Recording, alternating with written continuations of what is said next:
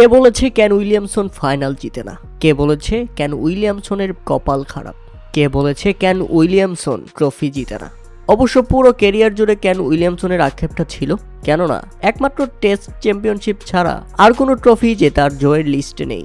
তবে আবার বাংলাদেশে আসাটা ব্যাপকভাবে কাজে দিয়েছে তার। বড় মঞ্চের খেলোয়াড় বড় মঞ্চে, তাই তো এবার দেখিয়ে দিলেন চ্যাম্পিয়ন হয়ে। রাজশাহী ওয়ারিয়র্স চ্যাম্পিয়ন হওয়ার আগের ঠিক আগ মুহূর্তে কিছুটা মন খারাপ দেখা গেছে কেন উইলিয়ামসনের। যদিও এটা মন খারাপ নয়, ভেতর থেকে অনেক উল্লাসে ফেটে উঠছিল, এমনটাই স্বাভাবিক। কিছুটা আবেগী হয়ে পড়ছিলেন। সত্যিই তিনি চ্যাম্পিয়ন হয়েছেন? হ্যাঁ, সত্যি চ্যাম্পিয়ন হয়ে গেছে রাজশাহী ওয়ারিয়র্স। শিরোপা নির্ধারণী ফাইনালটি হলো একেবারে মেরমেরা, মানে একেবারে সাদামাটা। সবার আগেই ফাইনাল নিশ্চিত করা চট্টগ্রাম রয়্যালসকে পাত্তাই দিল না রাজশাহী ওয়ারিয়র্স।